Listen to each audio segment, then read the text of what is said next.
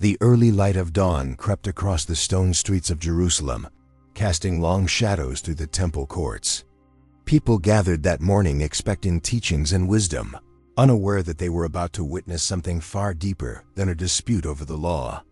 A woman, dragged by force and flung before the crowd, stood alone. Her hair tangled, her body trembling, her guilt exposed like an open wound. Around her, voices rose with venom. Religious men, robed in self-righteousness, shouted their accusations. They clutched the law in their hands like stones, ready to strike. The moment bristled with judgment, but also with something else, an invisible presence, the quiet breath of something greater waiting just beyond the noise. And then silence. The crowd turned to the man they had dragged into their trap alongside her. Jesus. They demanded an answer, a verdict, a word that would either justify their rage or ensnare him in contradiction. But he offered neither. Instead, he bent down. Without a word, he touched the earth, his fingers tracing unseen letters in the dust.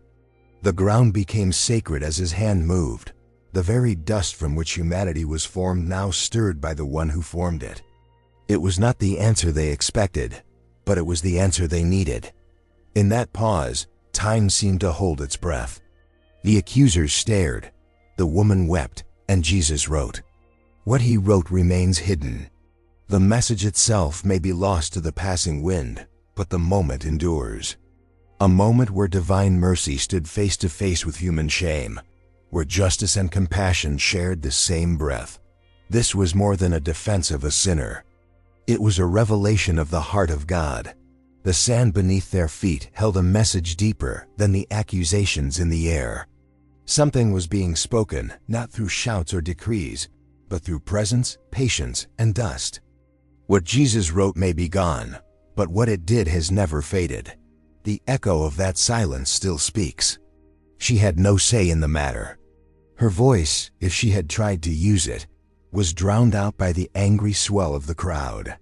She had been seized, shamed, and dragged through the streets like debris caught in a flood. Her face was flushed with the sting of humiliation, her body trembling as unfamiliar hands shoved her forward, and her name was reduced to a label, adulteress. Yet as cruel as that moment was, the crowd was not truly concerned with her. They were watching someone else. Every eye, beneath a mask of outrage, was waiting to see what Jesus would do. The religious leaders had crafted the scenario with meticulous calculation. They were not interested in reconciliation or even in justice. They were hunting for contradiction. The law of Moses commanded death for such a sin, but the occupying Roman authorities forbade executions without their approval. If Jesus condemned the woman, he would be defying Caesar. If he released her, he would be accused of defying Moses. Either way, they believed, he would fall. The woman was not on trial. Jesus was. To use another's shame as a tool of manipulation is one of the oldest corruptions of power, and this moment was drenched in it. They held stones in their hands and the law in their mouths, but their hearts were far from both. What they demanded was not righteousness, it was ammunition.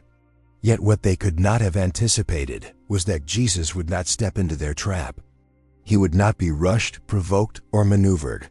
They saw the woman as disposable. He saw her as a soul. And what began as an ambush would quietly begin to crumble the moment he stooped. The world seemed to stop breathing as he knelt. No words, no protest, no confrontation. Just silence, drawn out and deliberate, like a thread being pulled through a tightly woven garment, unraveling something hidden beneath the surface. His hand reached the ground. Dust clung to his fingers. He began to write. It was a moment so unexpected, so jarring in its simplicity, that it disarmed the entire crowd without a single word. The accusers, expecting outrage or defense, were instead confronted by something more powerful: absence. Jesus did not meet their challenge with noise. He answered with stillness. And in that stillness, the momentum of judgment began to falter. The silence was not weakness. It was wisdom embodied. It was the kind of pause that speaks with greater force than any declaration. Like the hush before a storm, or the quiet at the edge of revelation, his silence forced every soul present to hear the voice within themselves. The law was in their hands, but now it was in their hearts, and it burned. In a world that hurls words like stones, silence can be unbearable. Yet in the presence of true holiness, it becomes sacred space, space to reflect, to remember, to reconsider. As he wrote, time slowed, and the spotlight began to shift from the woman in the center to the men in the circle. Each one, for the first time, began to realize that this was not just about her. It was also about them. And still, he stooped lower. The dust beneath his hand, stirred by invisible lines, carried the weight of something eternal. The same God who once carved commandments into stone now traced unknown words into the ground, not with thunder or flame, but with a hand worn by dust and mercy. What he wrote may have faded with the wind, but the act itself remains immortal. This was not the first time the finger of God had written. On Sinai, he etched law into permanence.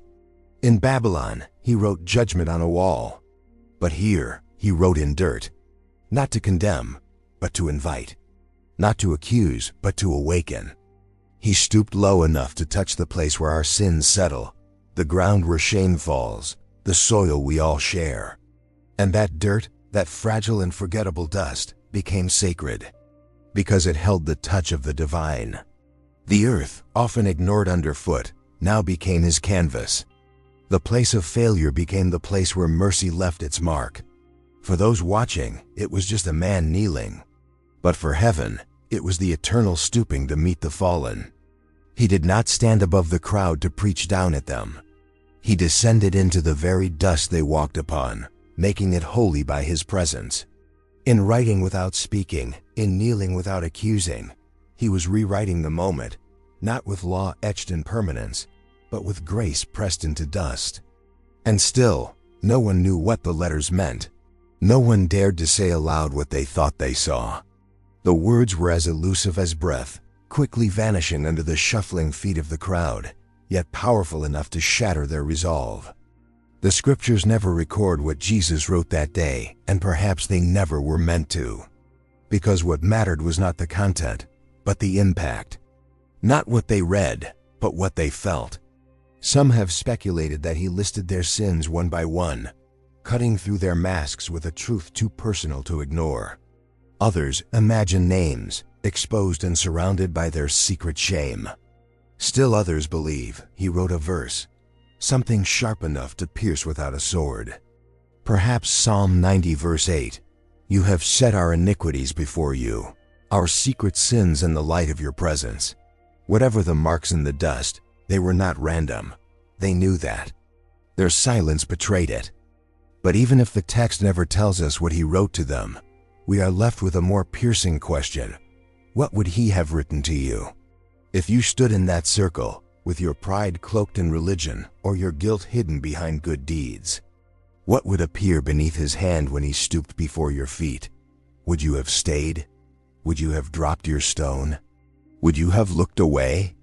The mystery in the sand is not a puzzle to solve. It is a mirror to stand before. Because Jesus did not write to satisfy curiosity. He wrote to expose the truth that words alone could never carry. Then it happened. A single sound broke the silence, not the voice of Jesus, not the roar of the crowd, but the unmistakable thud of a stone falling to earth. Not thrown, released, and with it, the spell broke. One man turned. Then another. From the oldest, whose memory ran deepest, to the youngest, whose pride had not yet hardened, they walked away, shoulders slumped, hearts unshielded, feet dragging through the dust that had just spoken louder than their laws. He had not shamed them into leaving. He had not berated them with thunderous rebuke. All he did was ask a question and kneel. And in that humility, they saw something they had not expected: mercy strong enough to reveal their guilt without destroying their dignity. Conviction settled over them like morning fog. Not the crushing weight of condemnation, but the quiet, honest realization that they too were unworthy, that they too were broken, that they too had no right to raise a hand while hiding behind a veil. And so the courtyard, once filled with accusation, emptied itself of pride. The stones fell, and the men followed. Until at last, only two figures remained, one guilty and one sinless, one broken and one whole, one condemned and one full of grace. The circle had shattered. The accusers were gone. And the dust, still bearing faint lines from his hand, held only the memory of a love too deep to explain and too holy to erase. When the last footsteps faded and the final stone lay still in the dust, the courtyard felt vast, like time itself had paused to take a breath. The crowd was gone. The voices of condemnation had fallen silent.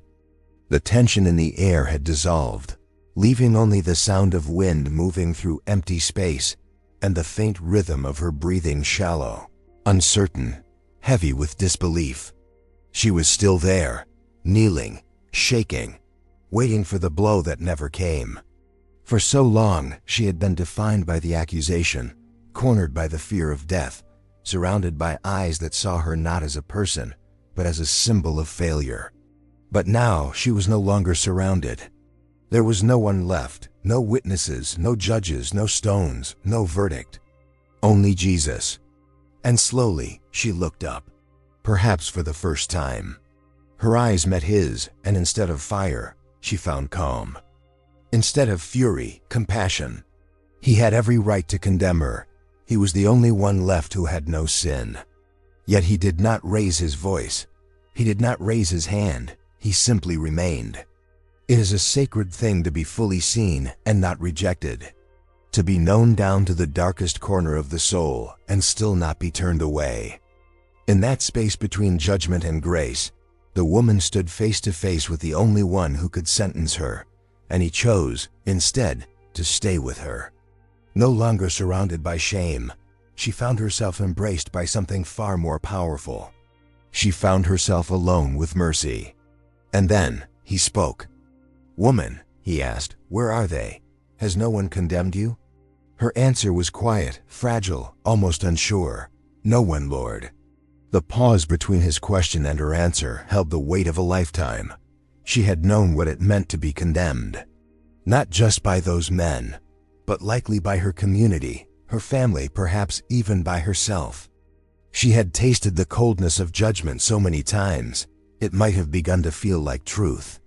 But now, the final word belonged not to them, but to him. And what he said next was not a legal technicality. It was a revolution. "Neither do I condemn you." Not because the sin did not matter. Not because he had overlooked it. But because mercy had triumphed over judgment. Because he was not content to simply spare her life. He came to restore her soul. These were not words of tolerance. They were words of redemption. The shame that clung to her like a shroud was being lifted, not ignored, not excused, but washed clean by the one who could speak with both justice and compassion in the same breath. And he continued, not with accusation, but with invitation. Go and sin no more. Not a command to earn his forgiveness, but a calling to live in the freedom of it. She had been spared, not so she could return to her chains, but so she could walk forward without them. Forgiveness, in his mouth, was never permission. It was transformation. A gift that came with dignity. A future opened by love.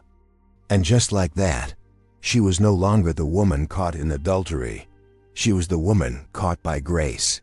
Though the dust had long since settled and the words he wrote had vanished beneath the shuffle of sandals and the sweep of wind, something deeper remained. Because even if the names he traced or the sins he listed were never remembered by men, they were remembered by the ones who dropped their stones. It is one thing to be accused, it is another to be exposed. And as each man walked away, he walked not because Jesus had shouted his failures aloud, but because something quiet and personal had stirred in the place no one else could see. Conviction, gentle yet inescapable, had pierced where public shame could never reach. The dirt, so easily brushed aside, had carried those secrets only for a moment, but that was enough. What Jesus wrote could be erased by time, but what he awakened could not. The marks left in the soul do not fade with the wind. And yet, even in that, grace was working. The writing in the dirt was not to chain them to their sins, but to release them from pretending they had none. Grace does not ignore the past. It rewrites its meaning. It does not deny what has been done. It proclaims that something new can now be written in its place. That the shame which once defined you can be buried beneath the mercy that now surrounds you. The accusers left changed, not because of what was revealed in the dust, but because of what had been whispered into their hearts. And if the names they carried were written for a moment, perhaps they were written not to condemn them, but to remind them, this too can be forgiven.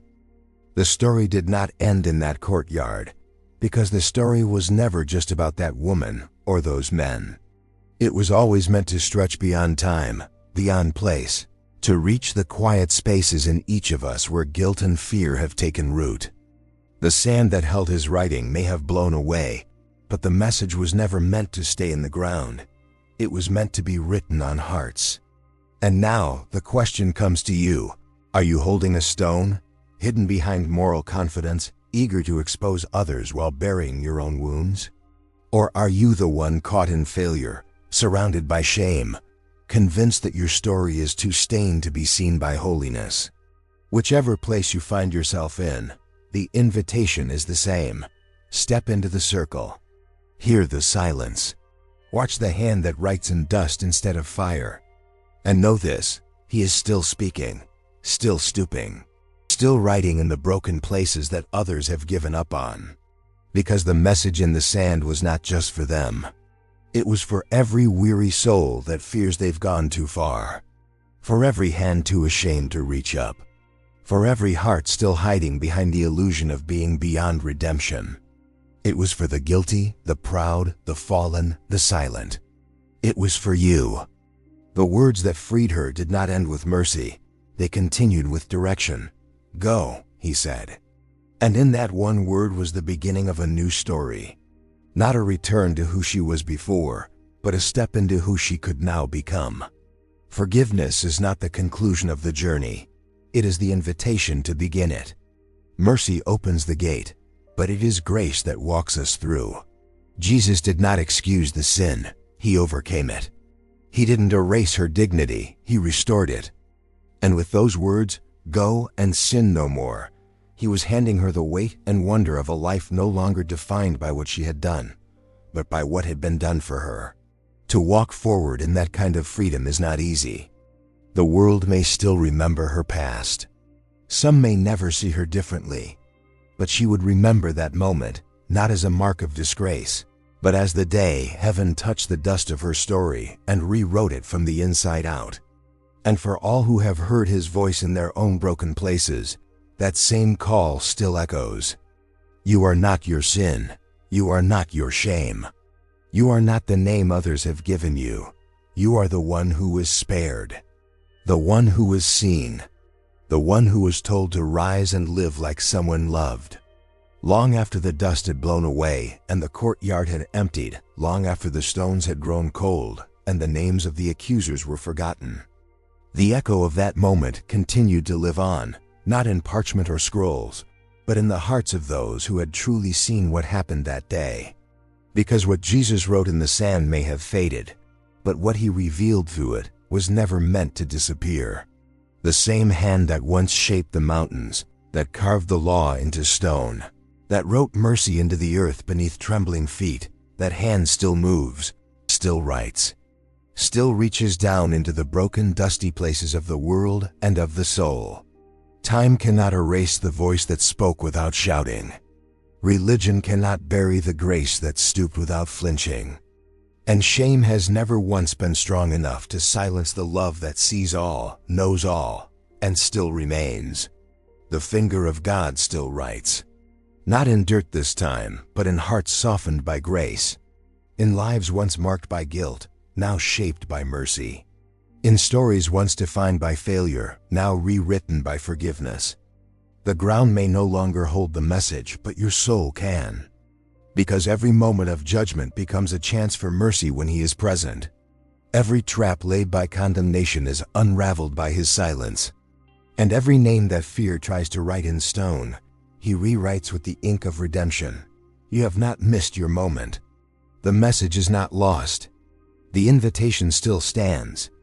If this story moved something within you, if the mercy of Jesus written in dust reached into your heart today, I invite you to help others experience it as well.